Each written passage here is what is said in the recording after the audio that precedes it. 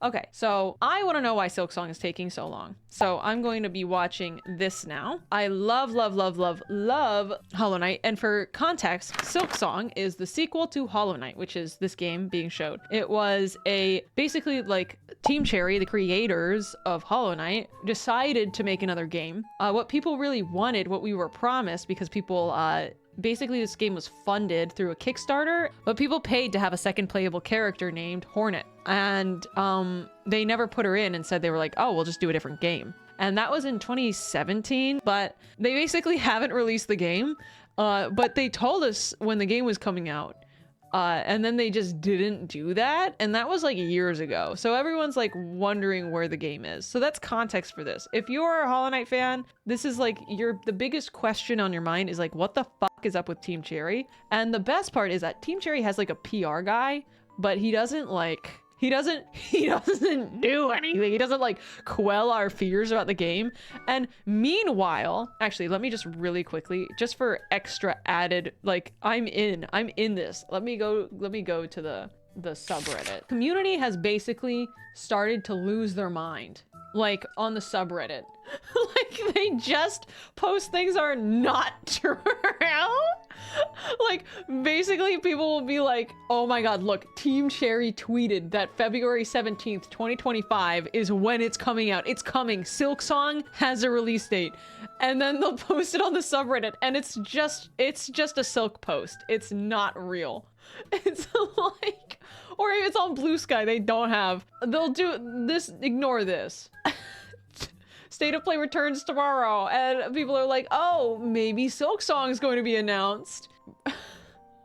Oh my god, Skong is coming out in 3 seconds. Oh my god, Skong is coming. Everything is about how it's going to come out, and it never does. Like, behold my prison. 3 seconds later, I point to a crappy little shed. Silksong is coming soon. Oh my god, it's out now. Oh my god, is Silksong out right now? Look, oh my god, just finished Silksong. Like somebody made this. Like somebody fucking made a Silksong Nintendo Switch. A fortune cookie, and they're like, tonight, Silksong.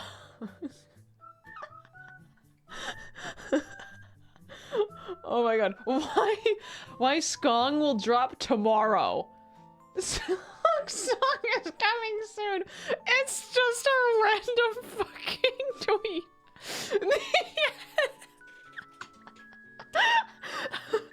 Oh my god. Oh my god, a believer in Silksong's existence, all the doubters. Oh my god, is this Mika? Is this Miku and Silksong? The freaking doubters perceive Silksong is real. Miku said so. She's in Silksong. Oh my god. Oh my god. Team Barry! Team Cherry's evil twin, Team Barry. It was me, Barry. I delayed Silksong. Miku would never lie. So this is context for the absolute state of things. That's why this video exists and has 600,000 views. Because the community is just, there's no content, and yet there is so much content on this Discord or this Reddit. 2 hours ago, 4 hours ago, 15 hours ago, 13 hours ago. What? Sonic? Silksong comes out in 43 days. It was revealed to me in a dream. On a dream. Guys, trust. Sonic would never lie. So anyway, let's get into the video. Alright guys, why Silksong is taking so long. In February 2017, Team Cherry released Hollow Knight, redefining the Metroidvania genre. Over 7 years later, there's still no sign of its sequel, Hollow Knight Silksong. The Hollow Knight fanbase is ravenous for any information about the game. As Team I showed Cherry you. has shrouded itself in silence. Yeah. As I said, PR, they have a PR guy and they never say shit. The hype for Silksong is so massive that every gaming event is spammed by the Hollow Knight fan. It's real. And I'm part of the problem. When I was watching the Game Awards, I literally, all I did was talk about Silksong. Demanding an update on its development. At Gamescom 2024 opening night live, the most anticipated game wasn't Black Ops 6, Borderlands 4 or Indiana Jones. No, host Jeff Keighley was forced to send out a tweet warning Hollow Knight fans to not get their hopes up because Silksong would not be at the show. Some fans are angry at Team Cherry's silence. I can't fucking take it anymore. He's on the Silksong subreddit too. I can't fucking wait. Here we are. Others have lost hope, believing that the game will never come out. Most are simply disappointed. Why is the development of Silksong taking so long? And why is Team Cherry refusing to say anything about it? Yeah, well, in this video, I'll explain why the overwhelming success of Hollow Knight might very well be the reason behind both Silksong's delays and Team Cherry's silence. And that the situation Team Cherry finds themselves in is a lot more common than you might think. Super high pressure. But if we want to understand why Silksong hasn't been released yet, we first need to take a look back at Hollow Knight. More specifically, the way Team Cherry developed Hollow Knight gives us a lot of clues about how the development of Silksong might be going. See, this is interesting because I know nothing about the development of Hollow Knight. So, has male anxiety. They feel like they've gotten out of their sugar. They can't release a game that's good enough, so they never actually make the game. Farron, good callback. Hollow Knight started in 2013. Artist Ari Gibson and designer William Pellen developed a game for a game jam called Hungry Night. Hungry Night wasn't very good, but it inspired them to create a game that takes place underground, planting a seed that would eventually grow into the kingdom of Hollow Nest. That looks so good. But making a game requires money. So the Australian duo started a Kickstarter campaign in late 2014, asking for a modest 35,000 Australian dollars. The campaign raised more than $57,000 from over 2,000 backers and reached about half of the project's stretch goals. That's like $0. Hollow Knight's Kickstarter was a success, but not an overwhelming one. Despite the relatively low asking price, the game was funded with only a few days of the campaign remaining. Rather underwhelming in hindsight, considering Hollow Knight's status today. Yeah. Nevertheless, Team Cherry now had the funds to make Hollow Knight a reality. Thanks to the Kickstarter, Ari and William were able to hire David Kazi, who would serve as the team's technical director. Two independent contractors were also brought on board. Composer Christopher Larkin would provide Hollow Knight's soundtrack, while Matthew Griffin would be handling PR and marketing. Okay, Matthew Griffith, where the fuck is... Often the case in game development, things did not go according to plan. Team Cherry had originally set out to make a 10-hour game in 1 year, with a projected launch in mid-2015. But Hollow Knight had ballooned so much in scope that it would end up becoming one of the biggest Metroidvanias ever released. Can you imagine? It's like almost impossible to beat this game in less than like 70. As Hollow Knight grew, the team was forced to delay the game several times. I guess unexpected extra development time meant that Team Cherry had to look for additional funding to finish their game. For example, they received help from the Indie Fund, a group of successful indie developers who fund projects to help them get over the finish line. They probably looked at that and was like, money, money, money. Like, this is a guaranteed success. Thanks to the extra money, the team was able to polish the game enough for a Steam release in February 2017. It's not real. But here too, not everything went smoothly. Despite it being a 2D game, Hollow Knight suffered from performance issues. Well, that's because I know that this is not a 2D game. It's a 2D game made in 3D space. It's like in a 3D engine, causing frustrating frame drops. The Mac and Linux versions, which were promised to launch alongside the Windows version, suffered a delay of almost 2 months. And the highly anticipated Wii U version, one of the Kickstarter's stretch goals, was cancelled entirely. A port would be developed for the brand new Nintendo Switch instead. I know that the Nintendo Switch was hugely instrumental because the brand new Nintendo Switch had like no content, and Nintendo peddled it pretty hard. Fortunately, these issues didn't impact the game's sales. Hollow Knight sold over 65,000 copies in its first month and reached the 100,000 mark by May. There are several reasons behind its initial success. For one, while games that fuse Metroidvania and Souls-like elements are a dime a dozen these days, this was a unique selling point back in 2017. Oh, okay. The difficulty was a selling point. Also, keep in mind 100,000 sales in its first month, but this game currently has like almost, what, 350,000 positive reviews. Distinctive art style also helped it stand out from the crowd. It balloons and at some Team Cherry point. decided to set Hollow Knight's price at a very affordable $15. A steal for a game like with so many hours of high quality content. So, Hollow Knight was a hit, and Team Cherry had enough money to work on several expansions, which they would release for free. But it was still far from becoming one of the best-selling indie games ever made, with many gamers even being completely unaware of the game's existence. I didn't know for like until like 2020. This was partly because Hollow Knight launched as a PC exclusive. Additionally, Team Cherry decided to release their game at the worst possible time. Just 1 week before the release of the Nintendo Switch, along with the first 3D Zelda game in 6 years. There's a reason why Team Cherry chose this unfortunate date, which we'll get to later. As a result, major gaming outlets such as IGN and GameSpot did not review Hollow Knight at launch. They were too busy covering Nintendo's new console, and that hadn't changed at the end of the year. There's no mention of Hollow Knight in either publication's Best of 2017 list. Still, despite facing stiff competition by the Switch at launch, Hollow Knight owes much of its current success to Nintendo. The Japanese publisher directly helped Team Cherry turn Hollow Knight into one of the best-selling indie games of all time. Yeah, I knew this. Let me explain. Nintendo had gone all out for the launch of its new console. But they Breath lacked of the Wild, Super Mario Odyssey, and Mario Kart 8 Deluxe all releasing within the first... Oh my god, I just realized that 350,000 positive reviews is only on Steam. Like, meanwhile, Nintendo Switch is when it's super 12 popular. months of the Switch's life. But by 2018, It runs really had dried up. Nintendo had very little to show during the E3 Nintendo Direct that year. Its only major release of 2018 would be Super Smash Bros. Ultimate, which wouldn't come out until December. Nintendo desperately needed games to keep Switch owners busy until then. And because the Switch wasn't powerful enough to run most AAA games, Nintendo was forced to rely on indie games to fill the gap. These are just a few of the terrific indie games you can play in the months ahead. Enter Hollow Knight.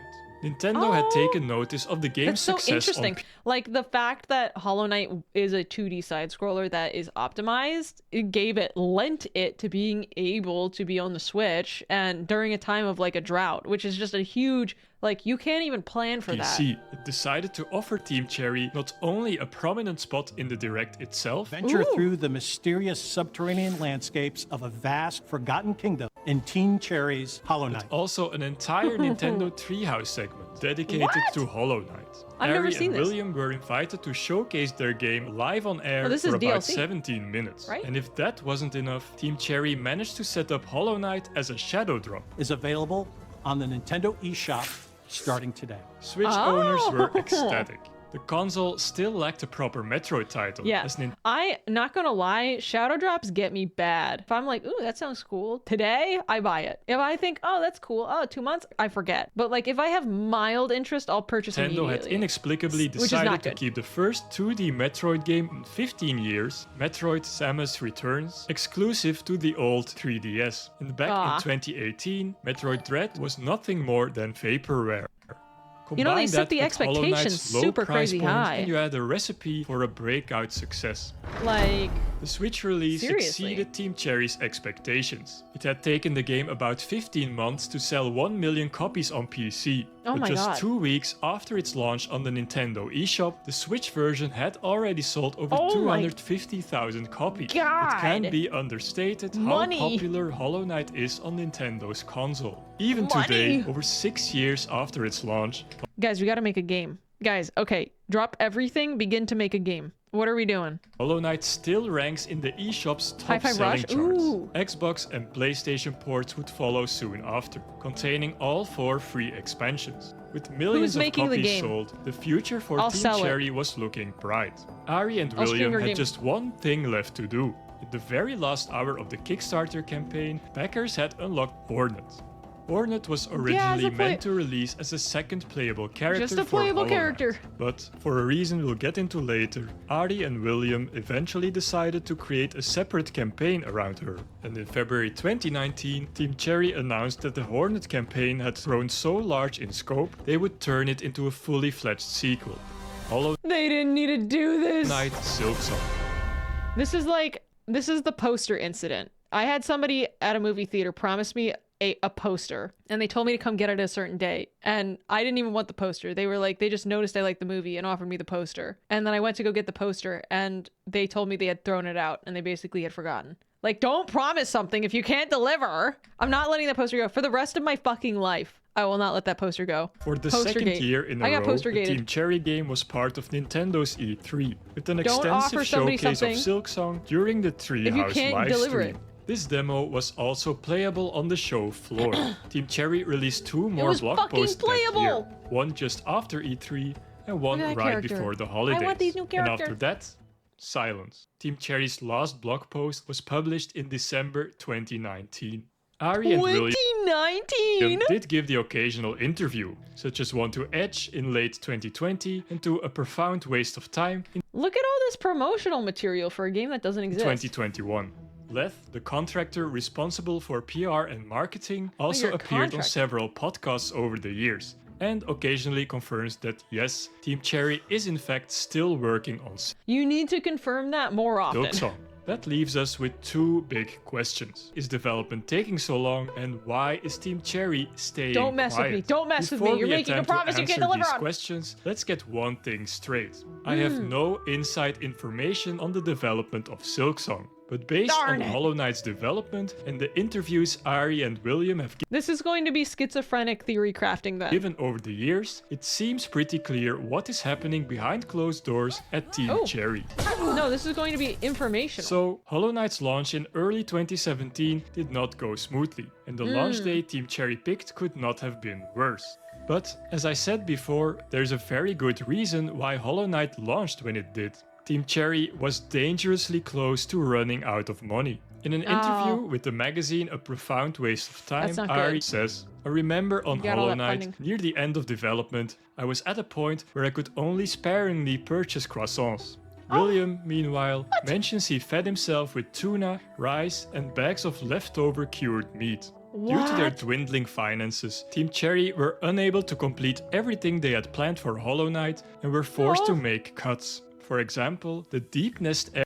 Are you still getting that poster from the movie theater? No, I'm not. They fucked with me. They told me to go pick it up on the 22nd. I drove by on the 10th. I noticed the poster was down. I went into the theater. The guy was like, "Oh, yeah, I threw that out."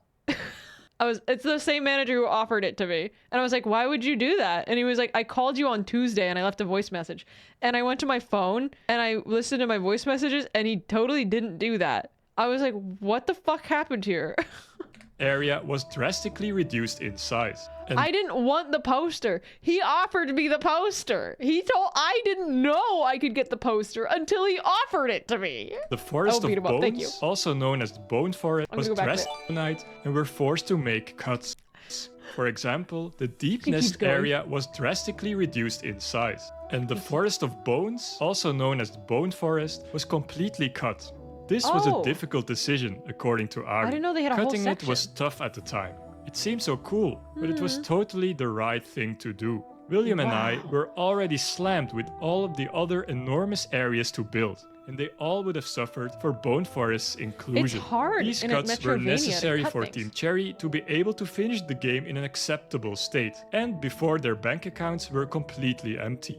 But I'm assuming they probably had to rework the game a little bit, because usually every area ties into each other. Team Cherry's precarious financial situation is further corroborated by an insider named Greg, who worked as Team Cherry's lead playtester on Hollow Knight. Back in 2018, Greg wrote on Discord that while developing Hollow Knight, Team Cherry literally ran out of money and released it as is. In 2020, he went even further, stating that Hollow Knight is a rushed game made on a shoestring budget. This would explain the performance issues and the delay of the Mac and Linux versions. There's a lot With the benefit of hindsight, we now know that the cut content and rushed release did not harm Hollow Knight as a product. quite the opposite. They're saying it's rushed, but I don't understand. It was delayed so many times. It's just that there weren't enough people. Hollow Knight ended up becoming a critical and commercial success. It's difficult to estimate how many copies Hollow Knight has sold, as Team Cherry hasn't shared any sales data since 2019.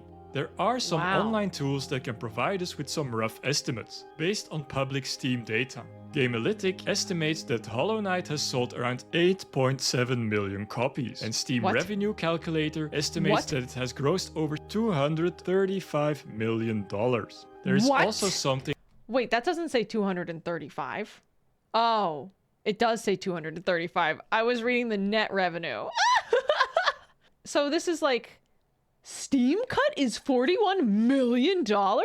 So this is the gross, but the net is like what they actually make. The big number. No, this isn't what they not what they make. This is what they make. I interrupt your regularly scheduled Sunny to bring you more Sunny. Did you know that only 13% of you are subscribed? I would appreciate it if you subscribe. These videos don't, you know, it would help me out. Thank you very much. It has grossed over 200. That's a lot of money. $135 million. So this is just profit. Oh my god, they even included sales tax? $1 million. There is also something called the Boxlighter ratio, which multiplies the number of Steam reviews based on the game's release date. Alright, let's get back to the video. An attempt to estimate multiplies the number of Steam reviews based on the game's release date, in an attempt to estimate how many copies it has sold. Hollow Knight has over 325,000 reviews and was released in 2017, so that results in around 13 million copies sold. Again, these methods are imprecise, so take them with a grain of salt. But when you consider that these estimates are just for the Steam version and combine them with Hollow Knight's enormous success on Switch, plus whatever copies were sold on Xbox and PlayStation, it's not unreasonable to say that Hollow Knight is one of the best-selling indie games ever made.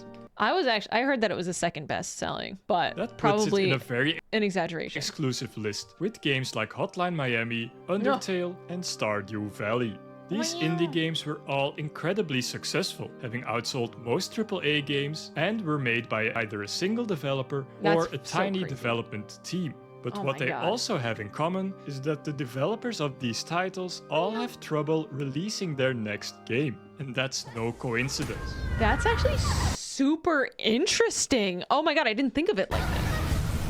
Allow me to explain. In a perfect world with infinite time and money, developers would be able to work on their game forever until they are 100% happy with their work. But we don't live in that world. We live in the cold, hard world of capitalism, where games have to turn a profit so that their developers can make a living. That is where producers come in. They need to make sure that all the years and money spent on development results in a video game that actually releases. In industry lingo, this is known as shipping a game. In the largest companies, both public and private, producers answer to shareholders. These shareholders want the companies they invest in to ship games so they can have a return on their investment. Why can't companies stay private? Smaller I work in the AAA industry. Releasing games is hard, and I'm a team with hundreds of people. Oh my god. Gaming companies may not have shareholders, but producers still have to make sure they secure funding from publishers or private investors. Often, these studios have to meet internal deadlines or milestones if they don't want to lose that funding. These milestones are meant to keep a project on track for release and make sure it doesn't get bogged down by delay after delay. The smallest indie teams don't tend to have publishers, but they also face financial pressure in the form of their dwindling savings accounts. So pretty much no developer can afford to keep working on a single project forever, because they need the income from a newly released game to keep paying themselves, their employees, and secure new funding for future projects. They don't need to secure shit. Two big exceptions to this rule. They don't need to secure anything. They don't need funding. They are funded. 1. A developer who invents a game concept so compelling that fans will gladly fund its development by spending thousands of dollars on virtual spaceships. Or 2. The solo developers or small teams who make a game so good that it enters the gaming mainstream and sells millions of copies as a result. 30 million? Undertale sold at least 3.5 million copies on Steam alone. The first Hotline Miami sold at least 4 million copies on Steam alone. Stardew Valley has sold over 30 million copies. Wow, 30 million copies? Oh my god! These developers are also all working on their next highly anticipated game. Undertale yeah, he has Deltarune. Creator Toby Fox has been working on Deltarune since 2012. Hotline Miami. What do you mean he's been working on it? He's literally releasing it in chapters. Developer Denetton Games is working on Sector X, but has not shared any new information since 2019. Just be a successful indie dev already. You want to be in the industry, already be in the industry. Valley creator Both Concerned Ape but he is hasn't developing released the game, Haunted Chocolatier, but its first and only trailer dates back to 2021. These developers have all made so much money with their games that they could easily retire. They don't, of course, because they love making games. But because there's no impetus for them to release their next game, they end up tinkering with their projects until they're completely happy with them. But that is a dangerous mindset to have as a game developer. In an interview with Vice, Bruce Straley, former co-director at Naughty Dog, explained this as a feeling innate to the job of developer. I didn't even know that. The reality is, left to our own devices, we as developers would never ship a game, because there's always something else to iterate on, or new ideas, or more polish to make the game better. It's always going to be never finished, just shipped. Oh no! Most famous example of this phenomenon is Star Citizen, a game that has been in development since 2012. The project is helmed by Chris Roberts, famous for creating the Wing Commander series and Freelancer. He wanted to make a next-gen MMO space simulator, funded by his fans. With success, as Star Citizen has raised over $700 million through crowdfunding alone. What do you mean it's raised $700 million? What do you mean it raised $700 million? Guys, I am proud to announce my game, dude, Sun Person. You go in ships and it's a MMO in space. Big heist. Sunny's Big Heist. This is the game that has shops that unlock once you have spent 20 USD in their shops. I'm gonna pretend I've never read that. Is this real? But while the game is now playable, it is still in early access, with no release date in sight. Cloud Imperium Games, Robert's studio, is... I'll only donate for the development if you prove you have a Sonic 3 poster. What do you mean? I don't have a Sonic 3 poster. I'm going to fucking... When I find you, we are going to fight. And I don't know how to fight, so it's going to be weird and awkward, and it's going to be like mostly body weight being thrown everywhere. You can't do that to me. You don't even want to develop, you want to support my game that is fake and not ever going to happen? And then you want to mock my lack of a Sonic 3 poster? Well, guess what, buddy boy? Who can play this game, okay? I'm going to find you, I am going to attack you, and we're both gonna have a black eye, okay? I want that Sonic poster. It hurt my feelings. I literally was like, driving home, I was thinking to myself, like, is it possible for someone to be like accidentally mean? Like, was that kind of like a mean thing for him to do? I think it was kind of mean, and I don't like that. Also developed release date in sight. Cloud Imperium Games, Robert's studio, is also developing a single-player spin-off at the same time, Squadron 42. Robert said this about Squadron 42's development progress back in 2018. Well, Squadron 42, we're now sort of on the downhill ramp. We're 18 months away, looking like, from when we have to be ready to release it. Turns out, Chris Roberts was a bit too optimistic. At CitizenCon 2024, his studio released a new trailer, promising a release in 2026. Yes, that's 6 years later than originally promised. Oh my god, to put this into context, Squadron 42's performances were recorded in 2016. Damn it. And while Squadron 42 at least has some kind of release window when... So, what? 2016, so the performances will be 10 years old when anybody sees them. Star Citizen's 1.0 version will come out is anyone's guess. Why this game is going to look and feel old. After making Wing Commander, Chris Roberts started working on Strike Commander, a project that was delayed by over 2 years, with several complete reboots along the way. And while its development required over 1 million man-hours, very little of that work was able to be used in the final game. Is this the game? Is this the 1 million man-hours game?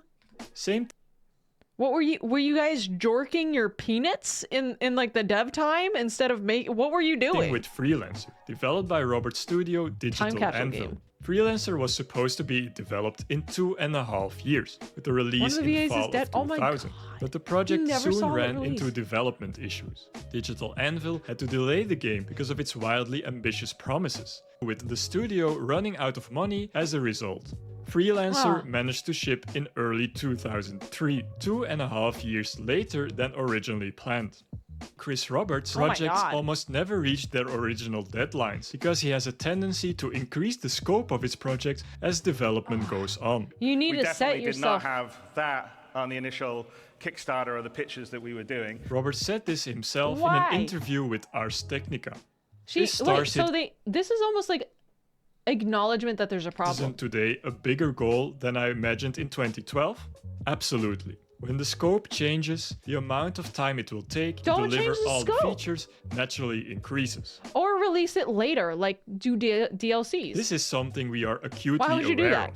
How do we balance the mutually conflicting wants of the community to have this hugely ambitious game, but not wait forever for it? Clearly you don't know how. In 2015. Oh my god. That brings us back to Silksong. Team Cherry develops their games in a similar way. Ari and Williams' preferred working method is what the Edge article describes as controlled scope creep. In the A Profound Waste of Time interview, Ari explains that ideas always produce more ideas. Yeah, so but the more you have that flexibility, do they have nobody stopping them? By what's going to happen and keep your mind open, that's what ends up populating the world. No. And this is how Hornet evolved from an additional playable character into a full-blown sequel. Guys, this is what happens when people with money are left alone. We wanted what? A character. You gave us no character and maybe not a game.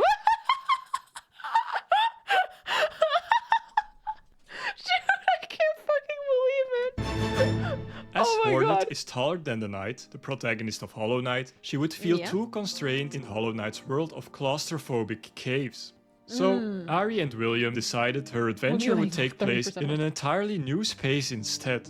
But that meant not only designing a new moveset, as was the original plan, but also designing new levels, new enemies, and so on. Every seemingly tiny detail can end up having a big impact on Silksong's development. For example, while the Knight is a silent protagonist, Hornet has a distinct personality. In Hollow Knight, she voices her feelings, so she needs to be voiced and be able to ask questions in Silksong. This seemingly small detail completely upends how Silksong's story is told and the world is presented compared to the original Hollow Knight. This approach of controlled scope creep is what turned Hollow Knight from a short 10-hour-long Metroidvania into the modern classic that it is today. We're never going to see this game. It might also very well be why Silksong is taking so long to make. Guys, it's over, and I think this is the answer. Leth himself has acknowledged this. In an episode of the Indie Gamer podcast a few years ago, he explained how Team Cherry struggles with managing the scope of Silksong, and that they sometimes don't know when to stop. I try to get them to create a wish list, so to speak. Whenever you have a new idea, put that on the wish list. And sometimes if it's like really good, but it's going to be a ton of work, maybe put that for the sequel wish list, you know, like. Yeah. Yep.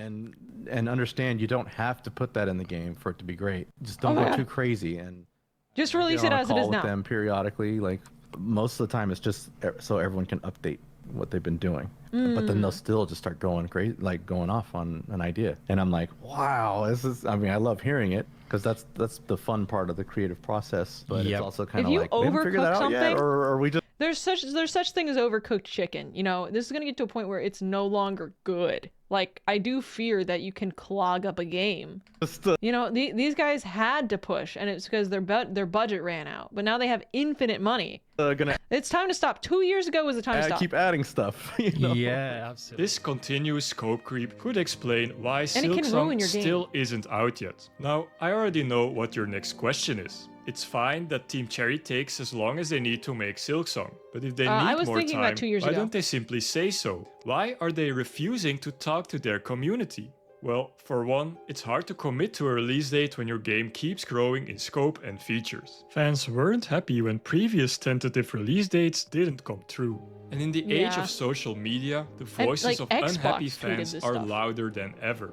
Just ask George R.R. Martin, the creator of the A Song of Ice and Fire series, the basis for HBO's blockbuster TV show Game of Thrones. Believe it or not, Martin and Team Cherry are both in the same boat. This is an interesting comparison. The game is beautiful, but I'm a guy with a fast food mindset going to YouTube to watch. Yeah, I do have a bit of like, it's time. See, A Song of Ice and Fire fans are desperately awaiting the release of the highly anticipated 6th book in the series, The Winds of Winter. Martin has been working on The Winds of Winter for at least a decade, but there's still no release date in. Shit, guys, let's write it. Let's write it right now. Let's write The Winds of Winter with an IR and release it and have it have a good ending. Easy money. We'd literally make $1 trillion. Are you guys in? Okay, ChatGPT. No, I'm kidding. Inside. The writer has explained many times why he no longer predicts when the book will finally come out. I've given up making predictions, because people press me, when is it going to be done? And I make what I think is the best case estimate, and then stuff happens. Then everybody gets mad that I lied. I've never lied about these predictions. They're the best I can make.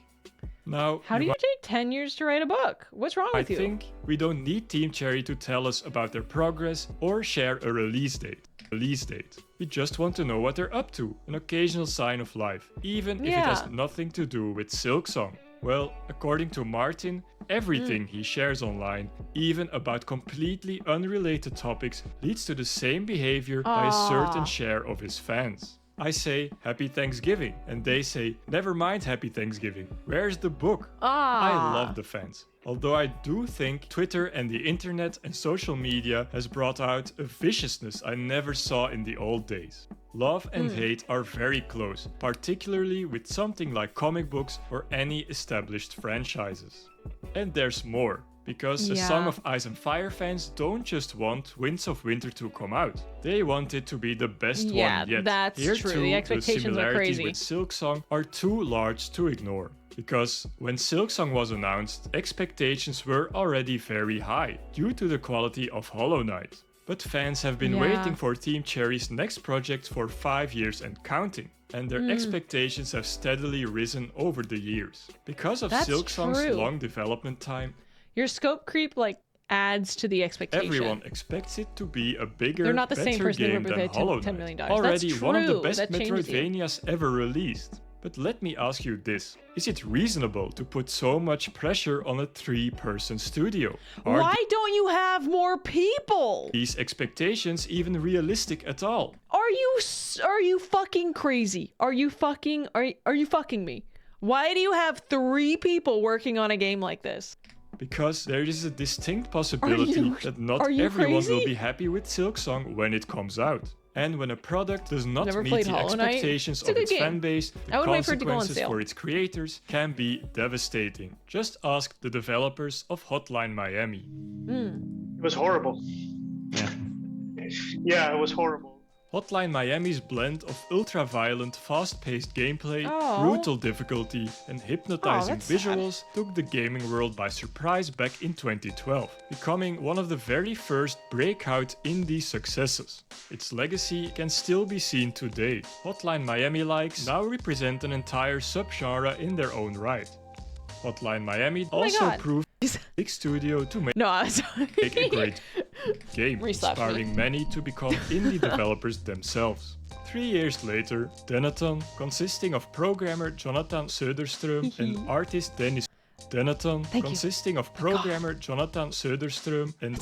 Dennis Wedin, released a follow-up, Hotline Miami 2 Wrong Number. The duo attempted to make a bigger, better, harder sequel, and mostly succeeded. But the game wasn't without its flaws, resulting in a decidedly more mixed critical reception. Denaton have said they could live with the divided reviews from critics. It was the toxicity from the Hotline Miami fanbase that truly affected them. In a no-clip documentary on the Hotline Miami series, Dennis explains how he felt after launching Hotline Miami 2. It was horrible. No. Yeah, it was horrible. I think we were both quite surprised because we were very happy with the game, and at least I felt like if people enjoyed the first game, they would love this game. But that was not the case.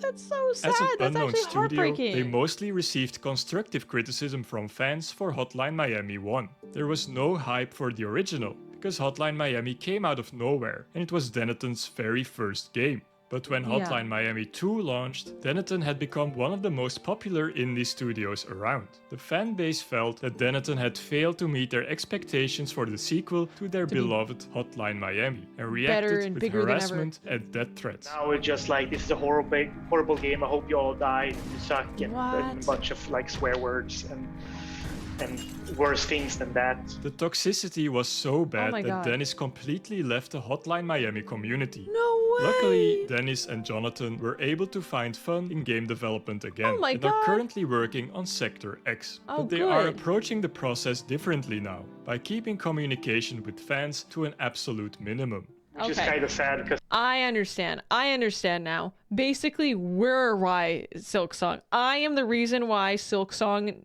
doesn't get updates, because I'm obnoxious and I like the series so much that I like keep asking where it is and they just don't. It's like they're like, fuck off. This is a friendly reminder to subscribe to my YouTube channel. I have been told by analysts that this is good to do. Because it was kind of cool to hang out with the people who play your games. It's But me. yeah, it's quite different now. With this in mind, put yourself in the shoes of Ari and William, working on a game so popular that every gaming event, no matter how big, is bombarded with thousands of your fans asking where the hell your next game is. Is there really a way for Team Cherry to deal with the overwhelming pressure and expectations of fans and to not engage with them at all? Besides, their silence is not absolute. We know the most important piece of information about Silksong. Team Cherry is still working on it. Even though they could have retired after releasing Hollow Knight, Ari and William have not done so, because they love making games. Just like Hollow Knight, Silksong is a passion project first and a commercial product second. So, one thing is for certain, Silksong will come out. When? Nobody knows. As Jeff Keighley said, Team Cherry is still cooking, so let's let them cook. Let them cook. I'm gonna let them cook. However, I'm going to become schizophrenic while I theory craft where they are. Basically, why is Silksong taking so long? Yeah, this was a great video. I'm gonna subscribe. My take on this is that's a really good breath of fresh air. Probably reeled a few fans in from being like, oh yeah, that's right. The unhealthy expectations are like an us thing. You know, like we are the reason there are unhealthy expectations. But like keeping things reeled in and understanding that basically given infinite money, they don't owe me a game. Ari Gibson does not owe me a video game. Like they're just doing their own thing. If they get a video game and they release a video game, that's cool.